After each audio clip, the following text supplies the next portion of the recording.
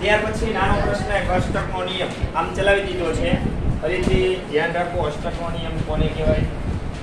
જ્યારે બે પરમાણુ વચ્ચે આંતરક્રિયા થાય છે અથવા એ બે પરમાણુ વચ્ચે ઇલેક્ટ્રોનની ભાગીદારી થાય છે અથવા એ બે પરમાણુઓ એકબીજા સાથે રાસાયણિક બંધથી જોડાય છે ત્યારે આ પરમાણુઓ છે એ પોતાની આસપાસ 8 ઇલેક્ટ્રોન પૂર્ણ કરે છે. પોતાની આસપાસ 8 ઇલેક્ટ્રોન પૂર્ણ કરે છે એટલે કે અષ્ટક બનાવે છે, જેને શું કહેવાય? અષ્ટકનો નિયમ કહે છે. હવે જો અષ્ટકનો નિયમ છે એની ઉપયોગિતા ઘણી બધી, અષ્ટકના નિયમની ઉપયોગિતાઓ ઘણી બધી છે. એમ છતાં એની મર્યાદાઓ સામે છે. એમ છતાં એની મર્યાદાઓ સામે છે. હવે જો આપણને ખબર છે અષ્ટકનો નિયમ છે એ મોટા ભાગની રાસાયણિક પ્રક્રિયાઓ છે અને એમાં રહેલા જે સંકળાયેલા અણુ કે સંયોજનો છે એની સ્થિરતા સમજવા માટે ઉપયોગી છે. રાસાયણિક પ્રક્રિયામાં ભાગ લેતા જે અણુ અથવા સંયોજનો છે એની સ્થિરતા અથવા સ્થાયીતા સમજવા માટે અષ્ટકનો નિયમ ઉપયોગી છે. હવે એમાં ખાસ કરીને વધુ ક્યાં ઉપયોગી છે? એમાં પહેલી બાબત યાદ રાખજો, કાર્બનિક સંયોજનોનું નિર્માણ જે થાય છે, કાર્બનિક સંયોજનો છે એનું જે નિર્માણ થાય છે અથવા કાર્બનિક સંયોજનો છે કે એમાં મોટા ભાગે અષ્ટકનો નિયમ જળવાય છે, એટલે કે એનું પાલન થાય છે. આપણે આવા કાર્બનિક સંયોજનો ઘણાય ભણી ગયા ને. જે હાઇડ્રોકાર્બન વાળું ચેપ્ટર આપણે ભણીશું એ કાર્બનિક સંયોજનો વાળું ચેપ્ટર, એમાં ઘણા બધા કાર્બનિક સંયોજનો ભણવાના છે. અને આગળ તમે 12મા ધોરણમાં જાશો તો એમાં પગે 3 ચેપ્ટરો આવશે કાર્બનિક વાળા દરેક વિભાગની અંદર, બરાબર? પગેથી 3 ચેપ્ટરો આવશે. ઈ બધા કાર્બનિક સંયોજનો છે, ઈ બધાયમાં અષ્ટકનો નિયમ છે એનું પાલન થશે. એટલે મોટા ભાગે કાર્બનિક સંયોજનોના અભ્યાસની અંદર અષ્ટકનો નિયમ છે એ વધુ ઉપયોગી છે. એમાં તમે જોઈજો કાર્બન પરમાણુ મધ્યસ્થી પરમાણુ તરીકે હશે કે બીજો હશે કોઈ, એની આસપાસ 8 ઇલેક્ટ્રોન થઈ જ જતા હશે એટલે એમાં અષ્ટકનો નિયમ છે એનું પાલન થશે. એટલે કાર્બનિક સંયોજનોના અભ્યાસમાં અષ્ટકનો નિયમ વધુ. બીજી વાત કરીએ તો બીજા આવર્તના તત્વો અને તેના સંયોજનો એનો જ્યારે આપણે અભ્યાસ કરીએ છીએ તો એમાં અષ્ટકનો નિયમ છે જળવાય છે એટલે કે એનું પાલન થાય છે. તો આપણે ગઈકાલે વાતચીત કરી હતી ને, બીજા આવર્તના તત્વોમાં lithium, beryllium, boron, carbon, nitrogen, oxygen, chlorine અને નિયોન. તો એમાં મોટા ભાગના તત્વો છે, બરાબર, એમાં અષ્ટકના નિયમનું પાલન થાય છે. આપણે સંયોજકતા નક્કી કરવા માટે ગઈકાલે રીત શીખવાડી હતી ને કે 8 માંથી બિંદુઓની સંખ્યા બાદ કરો એટલે સંયોજકતા મળી જાય. ખરેખર અષ્ટકનો નિયમ જ છે. એના અનુસંધાનમાં જ આપણે વાતચીત કરી, બરાબર, જેને અષ્ટકના નિયમની ઉપલબ્ધિ કહેવામાં આવે છે અથવા સિદ્ધિ કહેવામાં આવે છે. તો મોટા ભાગે પાલન થતું, પણ શરૂઆતના જે 3 તત્વો હતા લિથિયમ, બેરિલિયમ અને બોરોન, એમાં ઈ સંયોજકતાઓ મેળ આવતી નહીં, બંધ બેસતી આવતી નહીં. શા માટે? તો એમાં આપણે કીધું હતું કે જે તત્વની સંયોજકતા 4 કરતા ઓછી છે એમાં એ નિયમ લાગુ પડતો નથી. એટલે 4 કરતા ઓછી સંયોજકતા ધરાવતા આપણે તત્વો લેશું અને એના સંયોજનો લેશું તો એની અંદર અષ્ટકના નિયમનું પાલન થતું નથી. એની મર્યાદામાં આવશે. આજે આપણે ભણવાના છે, બરાબર. પણ કાર્બન, નાઇટ્રોજન, ઓક્સિજન, ક્લોરીન અને નિયોન આપણે લીધા હતા. તો એ બધા તત્વોમાં અને એના જે સંયોજનો બને છે એટલા તત્વો ઘણા બધા બન્યો, ઈ જે બધા સંયોજનો છે એમાં અષ્ટકના નિયમનું પાલન થાય છે.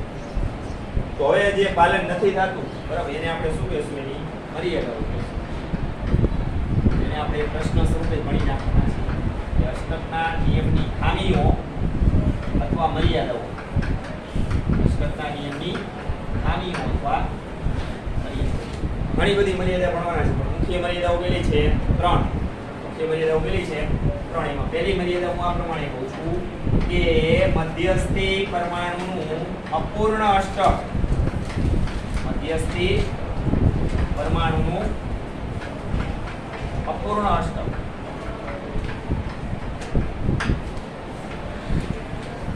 અણુ કે સંયોજન હશે એમાં રહેલો જે મધ્યસ્થી પરમાણુ છે એનું અપૂર્ણ અષ્ટક. હવે અષ્ટક પૂર્ણ ક્યારે કહેવાય? 8 ઇલેક્ટ્રોન હોય તો. જે મધ્યસ્થી પરમાણુ છે એની આસપાસ ઇલેક્ટ્રોનની સંખ્યા 8 હોય તો પૂર્ણ અષ્ટક કહેવાય. અપૂર્ણ એટલે ઇલેક્ટ્રોનની સંખ્યા 8 કરતા ઓછી હોય. અપૂર્ણ અષ્ટકમાં શું ગણવાનું? ઇલેક્ટ્રોનની સંખ્યા 8 કરતા ઓછી હોય એટલે અપૂર્ણ અષ્ટક. તો 8 કરતા ઓછી આવે તો અષ્ટકનો નિયમ છે એનું પાલન થાય ન થયું કહેવાય, એટલે મર્યાદામાં લેશે. તો આની અંદર ખાસ કરીને કેવા સંયોજનો કહેવાનું આવશે?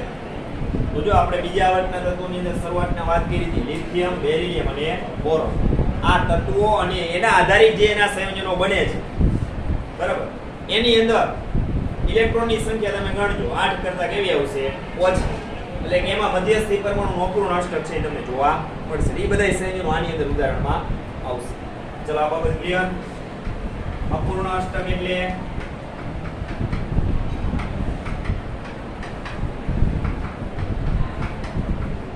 ઇલેક્ટ્રોનની સંખ્યા 8 કરતા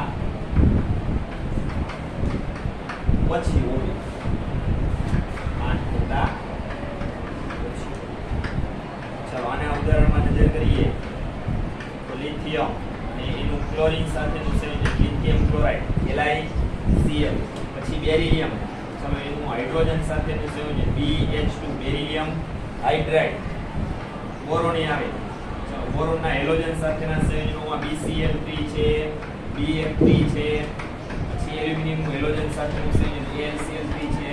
આ બધા ઉદાહરણો એવા છે એમાં રહેલો જે મધ્યસ્થી પરમાણુ હશે એની આસપાસ તમે જોજો ઇલેક્ટ્રોનની સંખ્યા 8 કરતા ઓછી જ આવશે, અપૂર્ણ અષ્ટક આવશે, એટલે મર્યાદામાં આવશે. તો પહેલું ઉદાહરણ લ્યો, આ લિથિયમ, બેરિલિયમ અને બોરોન. ચલો આ તો આપણે જોઈ ગયા ને બીજા આવર્તના શું છે? તત્વો છે. કે એ બધાની સંયોજકતા કેટલી છે? 4 કરતા ઓછી. એ તો આવશે જ અપવાદરૂપ કિસ્સામાં. આપણે ત્યારે વાત કરી જે મેં ખબર છે લીધી ગઈ હતી એ જે આગળના હતા એ લિથિયમ, બેરિલિયમ અને બોરોન હતા. એમાં ઓલો નિયમ પાલન થતું નહીં, સંયોજકતા છે એની મેચ આવતી નહીં. 8 માંથી બિંદુઓની સંખ્યા બાદ કરતા એની સંયોજકતા જે આવી જોઈએ ખરેખર આવતી એની મર્યાદામાં છે. છતાંય આ બધા અણુ સ્થાયી છે પણ એ અષ્ટકનો નિયમ સમજાવી શકતો નથી. જો આમાં LiCl, એમાં લિથિયમ અને ક્લોરીન વચ્ચે એક બંધની રચના હોય. ચાલો એક બંધના ઇલેક્ટ્રોન તમે લોહી સંજ્ઞા દર્શાવો તો કેટલા આવે? ગઈકાલે કીધું એક બંધની ઇલેક્ટ્રોનની સંખ્યા કેટલી આવે? 2. જો લિથિયમ પરમાણુની આસપાસ ઇલેક્ટ્રોન કેટલા આવ્યા? 2. 8 કરતા કેવા કહેવાય? ઓછા, અપૂર્ણ અષ્ટક. પછી બેરિલિયમ હાઇડ્રાઇડ. ચાલો આમાં બેરિલિયમ ધાતુ પરમાણુ છે, હાઇડ્રોજન અધાતુ. આના કરતા હાઇડ્રોજનની વિદ્યુતતા કેવી છે? વધારે. આ બંને ઇલેક્ટ્રોન કોણ મેળવે? હાઇડ્રોજન. આ બંને કોણ મેળવે? હાઇડ્રોજન. Minus minus +2. કારણ કે આ બંને ઇલેક્ટ્રોન આને ગુમાવ્યા, આ બંધને ગુમાવ્યા, એટલે આ બંધના ગુમાવે +1 એકમ વીજભાર આવે. ફરી આ બંધના ગુમાવે, ફરી 1 એકમ ધન વીજભાર વધે, એટલે કુલ ધન વીજભાર કેટલો થઈ જાય? +2. આમે બેરિલિયમ સમૂહ 2 નું તત્વ છે, +2 વીજભાર ધરાવે ને બાહ્ય કોષના 2 ઇલેક્ટ્રોન ગુમાવે. ક્લિયર? એટલે આમાં હાઇડ્રોજનનો ઓક્સિડેશન આ કેવો આવે? હાઇડ્રાઇડ હોય એટલે -1 આવે. હાઇડ્રોજન 2 માં આવે, +1 માં આવે, -1 માં આવે. એકમ બની ગયા. ચાલો ક્લિયર? તો આની તમે લોહી સંજ્ઞા દર્શાવો તો મધ્યસ્થી પરમાણુ કોણ છે? બેરિલિયમ. આ બાજુ એક બંધ બનાવે છે, કેટલા ઇલેક્ટ્રોન? ભાગીદારીના 2. આ બાજુ એક બંધ બનાવે છે, ભાગીદારીના કેટલા ઇલેક્ટ્રોન? 2. તો જો 2 હાઇડ્રોજનના અષ્ટક પૂર્ણ થઈ જાય છે. જો 2 હાઇડ્રોજનના અષ્ટક પૂર્ણ થઈ ગયા કહેવાય ને. હિલિયમ થઈ ગયું હોય 2 ઇલેક્ટ્રોન. ભલે હિલિયમમાં 8 ઇલેક્ટ્રોન ન થતા, 2 જ થાય, છતાંય આપણે એમાં અષ્ટકનો નિયમ જળવાય છે એવું કીધેલું. બેરિલિયમ છે એ મધ્યસ્થી પરમાણુ. જો એની આસપાસ કેટલા ઇલેક્ટ્રોન થયા? 2 4. 8 કરતા ઇલેક્ટ્રોન કેટલા આવ્યા? ઓછા, અપૂર્ણ અષ્ટક. એ જ પ્રમાણે BCl3 લ્યો, બોરોન સાથે 3 ક્લોરીન પરમાણુ જોડાય છે. મધ્યસ્થી પરમાણુ કોણ છે? બોરોન. ચલો આ બાજુ એક બંધ છે, આ બાજુ એક બંધ છે, આ બાજુ એક બંધ છે. મધ્યસ્થી પરમાણુ બોરોનની આસપાસ કેટલા ઇલેક્ટ્રોન થાય છે? 6. 8 કરતા ઇલેક્ટ્રોનની સંખ્યા કેવી? ઓછી, અપૂર્ણ અષ્ટક. પણ હેલોજનના અષ્ટક પૂર્ણ થઈ જશે હો, કારણ કે દરેક હેલોજન પરમાણુ પાસે તમે જુઓ છો કેટલા બંધકારક ઇલેક્ટ્રોન હોય? યુગ્મિત કેટલા હોય? 6. 6 યુગ્મિત એટલે કેવા કહેવાય? બંધકારક. બંધકારક એક જ હોય. આ બંધમાં એક ઇલેક્ટ્રોન ક્લોરીન નો હોય, એક કેનો હોય? બોરોન. જો આનું અષ્ટક પૂર્ણ થઈ ગયું, 8 થઈ ગયા. એ રીતના દરેક ક્લોરીનના અષ્ટક પૂર્ણ થઈ જશે. આનું અષ્ટક પૂર્ણ થઈ ગયું, આનું પૂર્ણ થઈ જશે.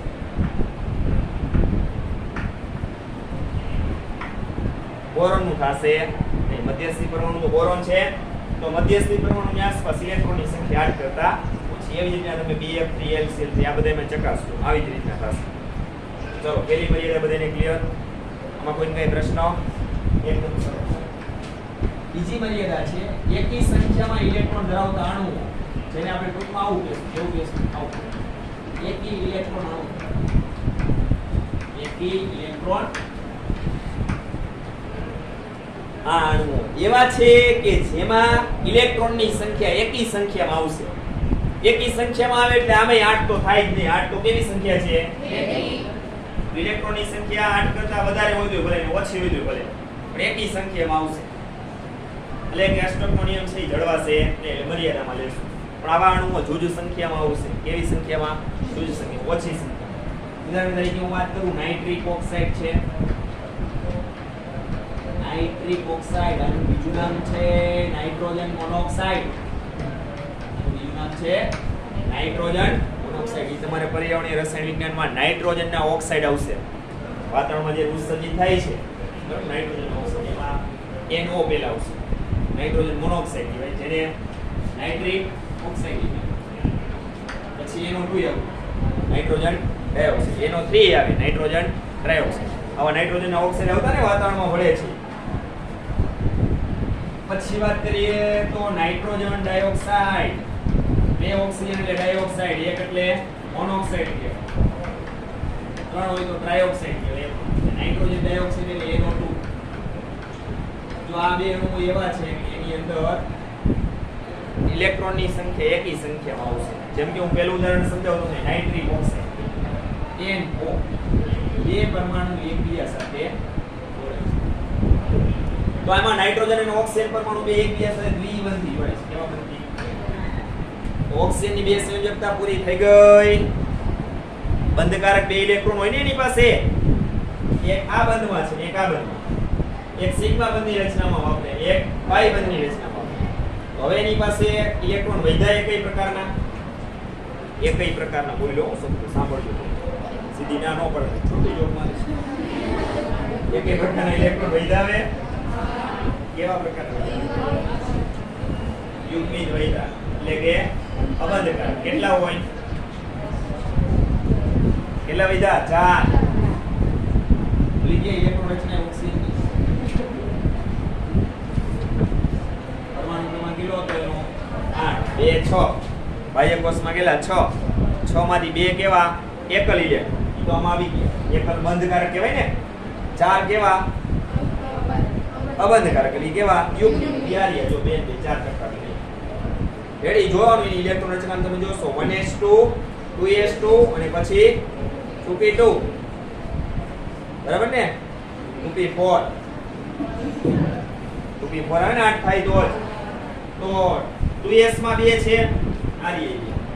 પછી ઓલી 2p છે એમાં 4 છે, પણ ખાના કેટલા પીના? 3. એમાં 4 ઇલેક્ટ્રોન ગોઠવો તો એકમાં તો 2 આવે જ ને, ગમે તે એકમાં. તો એ 2 તો કેવા કહેવાય? એકમાં 2 આવે યુગ્મિત. આ રહી. ઓલા 2 વૈધા, 2 પી કક્ષક એક એક વૈધા, એને તમે બંધ બનાવી દે. સમજાઈ ગયું બધાને? હવે જો આ નાઇટ્રોજન પરમાણુ છે, એની ઇલેક્ટ્રોન રચના બાહ્ય કોષની શું છે? બાહ્ય કોષની 2 5. એટલે સંયોજકતા ઇલેક્ટ્રોન કેટલા કહેવાય? 5. એ 5 માં તમે જુઓ 3 કેવા? અયુગ્મિત. બંધ કેટલા બનાવે? 3. બનાવ્યા કેટલા? 2. આ બે બંધમાં એક એક ઇલેક્ટ્રોન એનો હોય, એક એક ઓક્સિજન હોય. તો હજી એક ઇલેક્ટ્રોન વધ્યો ને, કેવો વધ્યો? બંધકારક. એકલો છે જો આ વધ્યો, એક સંયોજકતા ઓછી. 2 તો હોય છે બંધકારક. યુગ્મિત હતા ને 2s2 અને 2p3. સમજાણો? 1s2 તો હિલિયમ તો કાઢી નાખો આંતરિક કોષીઓ. હવે 2s2 અને 2p3. 2s માં રહેલા બે યારી. 2p માં જે 3 હતા એમાંથી 2 આમાં આવી ગયા, એક વધ્યો જો આ. તો આમાં તમે જોઈ શકો છો કે ઓક્સિજન નું અષ્ટક પૂર્ણ થઈ ગયું દેખાય છે બધાને. પોતાની પાસે કેટલા છે? 4. અને 2 બંધ છે એટલે એના કેટલા થાય? 4. 8 થઈ ગયા. ઓક્સિજન પરમાણુની આસપાસ ઇલેક્ટ્રોનની સંખ્યા 8 થઈ ગઈ, અષ્ટક પૂર્ણ થઈ ગયું. નાઇટ્રોજન નું નથી થતું, જુઓ 7 થયા. જોયું? 2 પછી આ 2 બંધના કેટલા? 4 ને 2 6 અને 1 7. એકી સંખ્યામાં ઇલેક્ટ્રોન ધરાવતો અણુ આવી ગયો.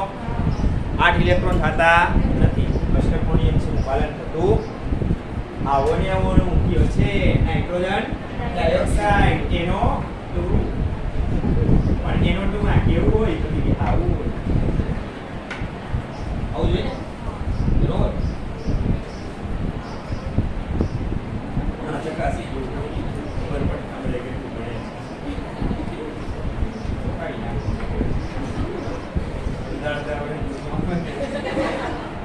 આપો ક્લાસ આવો પોસ્ટર મળદાર તો લઈ ગયા લગાય થઈ ગયા જો અહીંયા આ ઓક્સિજનની બે સંયોજકતા પૂરી થઈ ગઈ બે બંધકારક ઇલેક્ટ્રોન આવી ગયા ચાર બંધકારક મૂકી દેવાના આ ઓક્સિજન પાસે એક સંયોજકતા જ વપરાય એક ઇલેક્ટ્રોન જે હોય ને નો ચાર તો બંધકારક મૂકી દીધા આના ત્રણેય બંધ આવી ગયા હવે કેટલા ઇલેક્ટ્રોન વધ્યા બે ઈ ગયા હોય ઈ ગયા હોય બરાબર ને એટલે બંધ પૂરું જો આમાં એકી સંખ્યામાં ઇલેક્ટ્રોન કોની પાસે છે હાઇડ્રોજન પાસે હોઈ શકે તો ખાયામાં કામ હોતે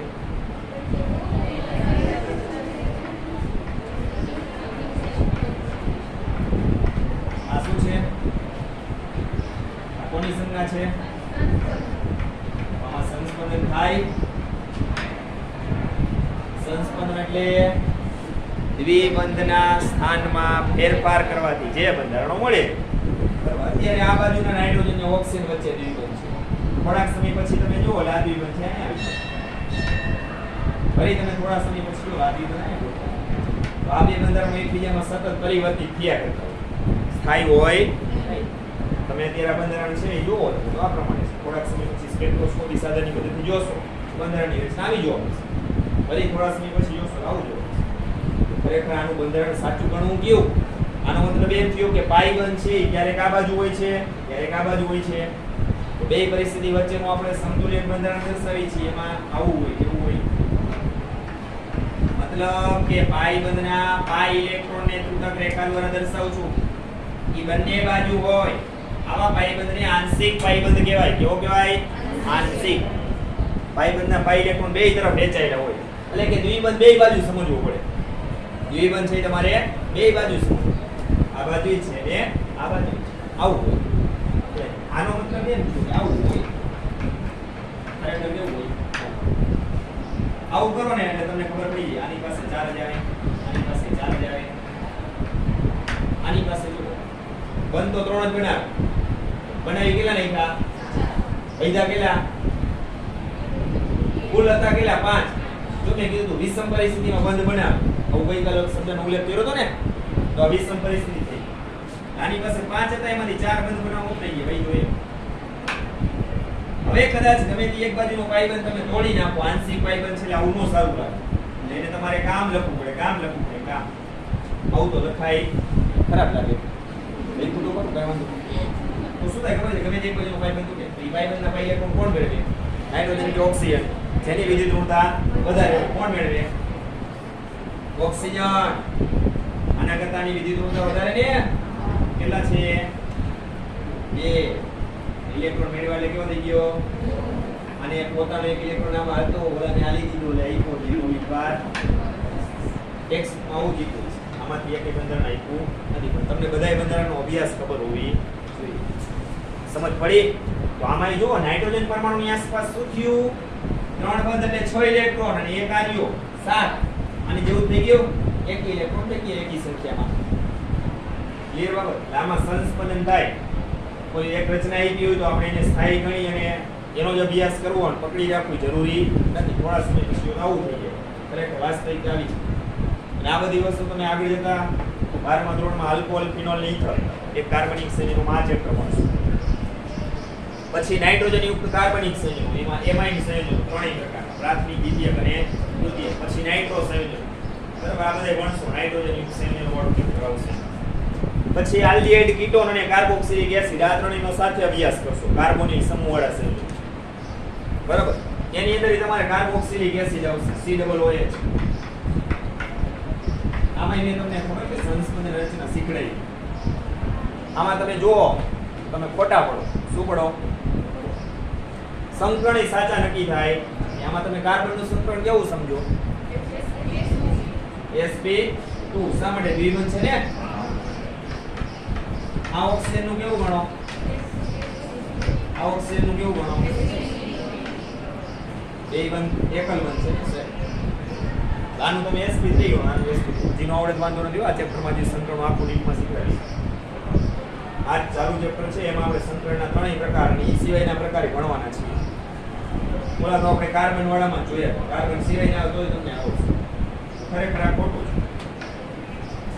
આનું સંકલન કેવું છે? આનું સંકલન sp2 છે, આનું sp2 સાચું. સંકલન સાચા ખબર પડે ને તો જ આકાર સાચા ખબર પડે, તો જ બંધ કોણ સાચા ખબર પડે, તો જ બધી સાચી તમને ફોર્મ્યુલા મળે. નહીં મળે, કારણ કે અણુના આકાર નક્કી કોણ કરે? સંકલન જ નક્કી કરે. કોણ નક્કી કરે? એના ઉપરથી જ બધી વસ્તુ નક્કી થાય. આ કેવી ને પોસિબલ છે? આના જેવું જો આમાં નાઇટ્રોજન અને ઓક્સિજન વચ્ચે પાઈ બંધ છે, બે બાજુ હોય. પાઈ બંધના જે પાઈ ઇલેક્ટ્રોનો ની બે બાજુ સ્થળાંતરિત થયેલા હોય, થોડા કામ એવું હોય, થોડા કામ એવું એટલે સ્થળાંતર થયું હોય. તો આમાં એવું જ હોય. અત્યારે આ કાર્બન અને ઓક્સિજન વચ્ચે પાઈ બંધ છે, થોડા સમય પછી જુઓ ને ત્યાં જુઓ છે અમારે તો આમ જ સમજવાનું. હાલતા બધું બદલાઈ રાખવું. હા શું હોય તમારે કરી લઈને આપો. તમારે અહીં જુઓ છો, થોડા સમય પછી તમારે અહીં પાઈ બંધના પાઈ ઇલેક્ટ્રોન બે તરફ આ બાજુ હોય, આ બાજુ પાઈ બંધ તમારે આનોય ગણવાનો, નાનોય ગણવાનો. બેયના સંકલન હવે કેવા થાય? sp2 sp2. જો હવે તમને સાચી માહિતી મળે. સમજ પડી હું શું કહેવા માંગુ છું? ક્લિયર? આજે આપણે સંસ્પંદન અસર ભણ્યા હતા ને, એમાં કાર્બોક્સિલિક એસિડના બે સંસ્પંદન બંધારણો દર્શાવ્યા હતા. બે પરિસ્થિતિ વચ્ચેનું ત્રીજું બંધારણ આવું જીતું તૂટક રેખા હોય. બેન્ઝીનમાં થાય બરાબર. એમાં બે પાઈ બંધ આ બાજુ રાખો, એક આ બાજુ. ઉદાહરણ આપણે લીધું હતું ને.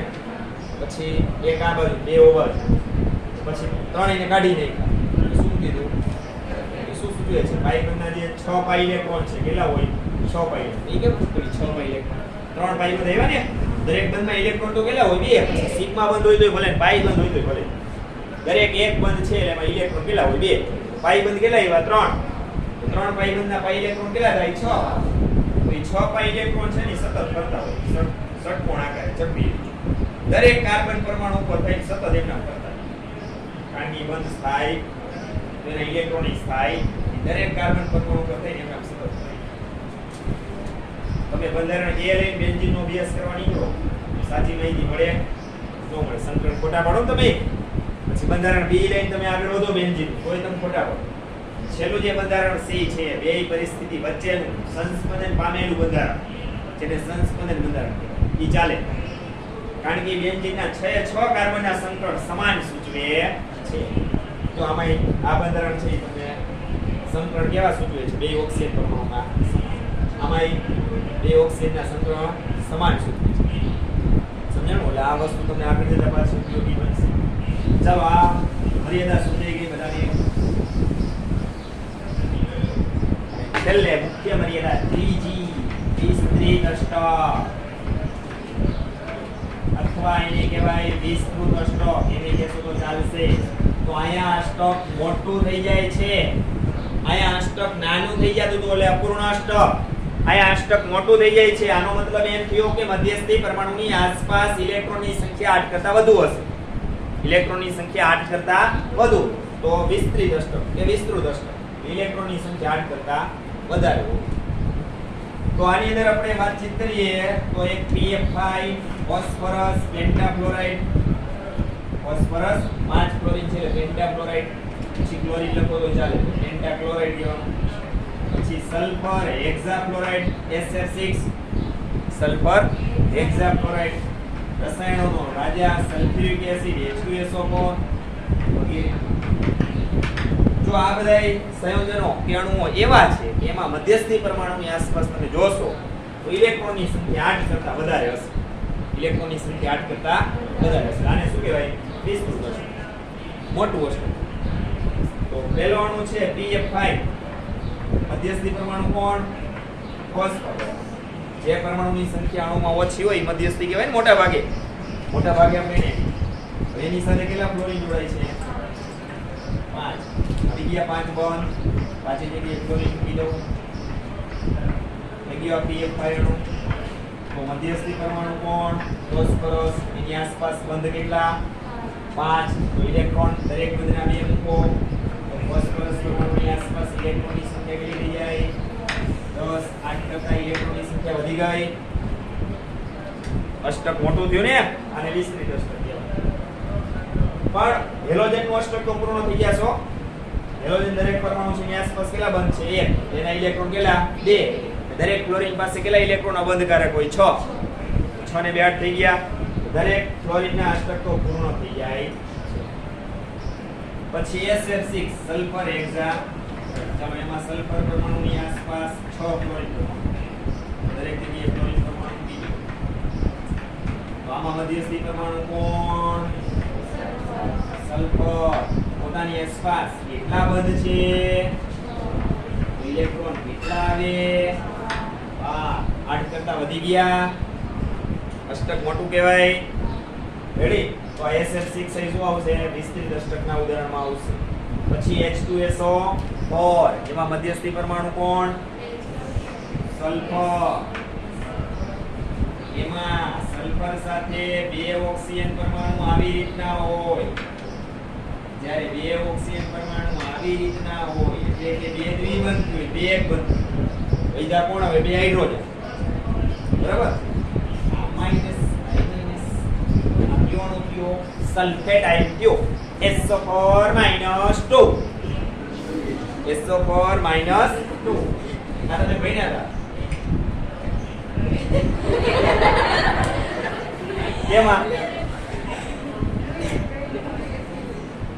ભણ્યા આ ઈકોડી કેમાં ભણ્યા હતા પ્લસ હજી સંતુલન વાળા ચેપ્ટરમાં થઈ ગયા આયનીકરણ ચડા પ્રથમ દ્વિતીય તૃતીય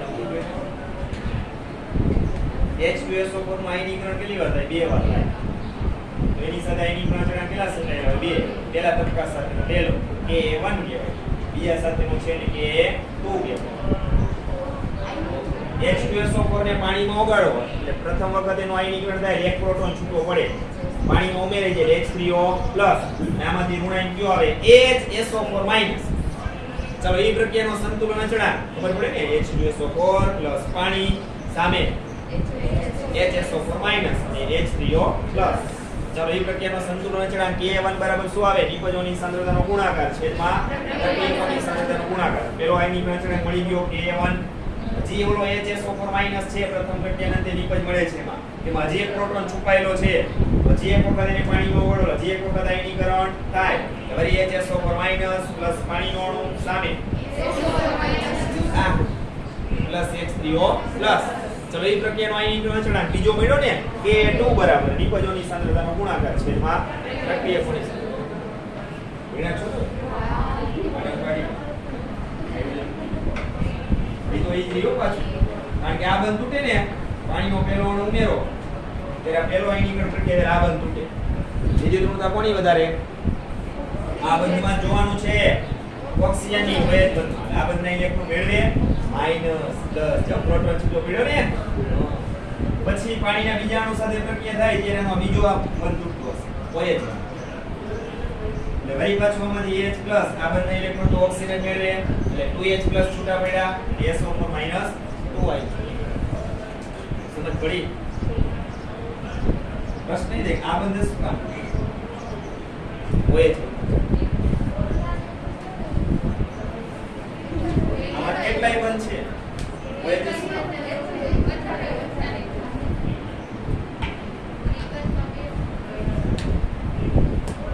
શું વિગતમાં ઈ કેવી છે તમને ગુજરાતમાં તો બહુ હશે સાધન હોય કે માપે કોઈ પણ બંધ છે ને આમ જોઈને તરત કહીએ કે આમાં 38 કિલો જૂલ પ્રતિ મોલ ઉર્જા તરત નહીં બે વસ્તુ છે એક તમે તમારી જે કીધું સાચું છે એક બંધ લંબાઈ પરથી ખબર પડે ને જેમ બે પરમાણુ વચ્ચે બંધની સંખ્યા વધે એ બંધ લંબાઈ કેવી થાય ટૂંકી બંધની પ્રબળતા વધે વધે ને બંધ લંબાઈ ટૂંકી થાય એનો મતલબ એ થયો કે એ બે પરમાણુ એકબીજાથી વધુ નજીક છે આકર્ષણ વધુ ઉર્જા વધુ જોઈ બે પરમાણુ વચ્ચેનું જે અંતર છે એને બંધ લંબાઈ કહેવાય. જેમ વધારે એમ બે પરમાણુ છે એકબીજાથી દૂર હોય, અંતર વધ્યું, આકર્ષણ ઓછું. સમજાય? સમજાઈ ગયું? આલ્કેન આલ્કીન ને આલ્કાઇનમાં તમને ખબર છે ને, કાર્બન કાર્બન વચ્ચે આલ્કીનમાં બંધ લંબાઈ કેટલી હોય? 154 માઇક્રોમીટર. આલ્કીનમાં ને આલ્કાઇનમાં કયા બંને થોડો સરળ છે? આલ્કેનમાં ને પાછો જો સિગ્મા કરતા પાઈ બંધ નિર્બળ હોય. સિગ્મા કરતા પાઈ બંધ છે એ નિર્બળ હોય. ઈ આ ચેપ્ટર ની અંદર તમને ખબર પડી જશે. કારણ કે આપણે દરેક બંધના નિર્માણ કક્ષકોના સમિશ્રણ દ્વારા ભણવાના છીએ. પણ એ પહેલા આપણને સંકરણ કક્ષકોનું સમિશ્રણ એટલે સંકરણ પહેલા ઈ ભણશું. છેલ્લે આપણે ઈ ભણશું સિગ્મા ને પાઈ બંધ છે એમાંથી કોણ પ્રબળ હોય. દરેક પરમાણુ છે એની જે પરમાણુય કક્ષકો છે એનું સમિશ્રણ થશે એટલે કે ઇલેક્ટ્રોનની ભાગીદારી થશે. ઇલેક્ટ્રોનની ભાગીદારી કેવી રીતના થાય છે? બે પ્રકારે આવે. એમાં કક્ષીય સમિશ્રણ આવે ને અક્ષીય સમિશ્રણ આવે. આવા બે શબ્દનો ઉલ્લેખ કરશું. કક્ષીય સમિશ્રણ અને અક્ષીય સમિશ્રણ. એના ઉપરથી આ બધી વસ્તુ નક્કી થશે. ચાલો, અત્યારે આમાં મધ્યસ્થી પરમાણુ કોણ છે? કેટલા બંધ છે પોતાની આસપાસ? કેટલા ઇલેક્ટ્રોન આવે? 2 4 5 6 બંધ થયા ને. અહીં વિસ્તૃત દ્રષ્ટક થઈ જાય છે. ક્લિયર? તમને એમ થાય કે સલ્ફરના તો સંયોજનોમાં મોટા ભાગે આવું થાય છે. આ સલ્ફરનું સંયોજન છે, આ સલ્ફરનું સંયોજન છે. તો એમાં તો મોટા ભાગે અષ્ટક છે એ વિસ્તૃત જોવા મળે એવું લાગે તમને? જરૂરી નથી. સલ્ફરના ઘણા ખરા સંયોજનો એવા છે કે જેમાં અષ્ટકના નિયમનું પાલન અહીં થાય છે. જેમ કે સલ્ફર ડાઇક્લોરાઇડ લ્યો, સલ્ફર ડાઇક્લોરાઇડ લ્યો, સલ્ફર ડાઇબ્રોમાઇડ લ્યો, HCl2. જો આમાં મધ્યસ્થી પરમાણુ સલ્ફર, આ ક્લોરીન, તો આમાં સલ્ફરની સંયોજકતા 2 જ વપરાણી. ખરેખર એની ઇલેક્ટ્રોન રચના 2 8 6, પરમાણુ ક્રમાંક 16 ને 2 8 6, બાહ્ય કોષમાં કેટલા ઇલેક્ટ્રોન? 6. 6 માંથી 2 જ વપરાણા. એક આમાં હોય ને એક આમાં. 4 રહી જાય કેવા ગણવાના? અબજ. જો આમાં તો 6 6 વપરાઈ ગયા હતા. H2SO માં વિષમ પરિસ્થિતિ આવી ગઈ. જોયું? એમાં 6 6 ઇલેક્ટ્રોન વપરાઈ જાય છે. તો બંધ બનાવી શકે ના પાડવાની. આમાં અષ્ટકનો નિયમ છે એનું પાલન થશે. આ સલ્ફર પરમાણુની આસપાસ ઇલેક્ટ્રોન 8 થઈ ગયા ને. આ થઈ ગયા. ક્લોરીનનું અષ્ટક પૂર્ણ થઈ જશે. ક્લોરીન પાસેની 6 તમે અબંધકારક મૂકો. આની પાસે આનું અષ્ટક પૂર્ણ થઈ જશે. કહેવાનો મતલબ એમ છે કે સલ્ફરના ઘણા ખરા સંયોજનો એવા છે કે જેમાં અષ્ટકના નિયમનું પાલન થાય છે. સલ્ફરના ઘણા ખરા સંયોજનો એવા છે કે જેમાં અષ્ટકનો નિયમ છે પાલન થતું નથી. તો તમને અણુ રચના ખબર પડશે તો જ ખબર પડશે. ચલો, મુખ્ય મર્યાદાઓ કેટલી છે? 3. આ સિવાય હજી અમુક સૂક્ષ્મ મર્યાદાઓ છે જેને આપણે એની ગૌણ મર્યાદાઓ કહીશું.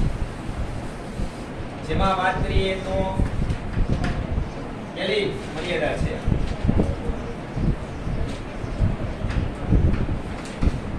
વાયુના સંયોજન. ટૂંકમાં લખો. ખરેખર ઉમદા વાયુ એટલે નિષ્ક્રિય વાયુ સંયોજનો બનાવે ન બનાવે. કારણ કે અષ્ટકનો નિયમ છે એ આપણે કેના ઉપર ઊભો કરેલો છે? ઉમદા વાયુઓની રાસાયણિક નિષ્ક્રિયતા ઉપર તો એ આખો નિયમ બનાવ્યો છે આપણે. એની ઉપર ઊભો છે નિયમ. એ ઉમદા વાયુ જો સંયોજનો બનાવવા માંડે બીજાનું તો આપણે શું ખોટું લગાડાય નહીં. લગાડાય ને. ખરેખર આ ઉમદા વાયુ છે એ રાસાયણિક રીતે નિષ્ક્રિય છે.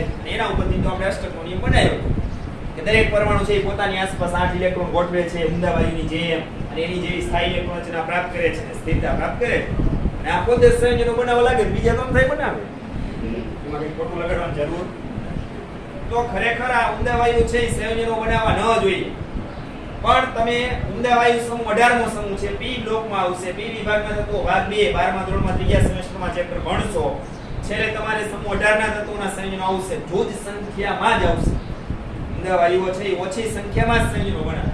એમાં તમે ઝેનોન અને ક્રિપ્ટોનના સંયોજનો જોશો તો ઝેનોન ડાઇક્લોરાઇડ છે, ક્રિપ્ટોન ડાઇક્લોરાઇડ છે, ઝેનોન ઓક્સીફ્લોરાઇડ છે. અને શું કહેવાય? HCOF2 છે ને ઝેનોન એટલે એક્સી, ઓક્સિજનમાંથી ઓક્સી શબ્દ લીધો ને ફ્લોરાઇડ. તો આ પ્રકારના સંયોજનો તમને જોવા મળશે. આના બંધારણો આવશે. સમજાઈ ગયું? ખરેખર બનાવતા હોવા જોઈએ નહીં. નિષ્ક્રિય વાયુ પરમાણુ છે ને આ ઝેનોન અને ક્રિપ્ટોન છે બે ઈ સંયોજનો આવા નો બનાવવાનું છતાંય બનાવે છે જે અષ્ટકના નિયમથી વિરુદ્ધ છે ને અને સૂક્ષ્મ મર્યાદામાં આવશે ચલો આ મર્યાદા ક્લિયર ત્યાર પછી વાત કરીએ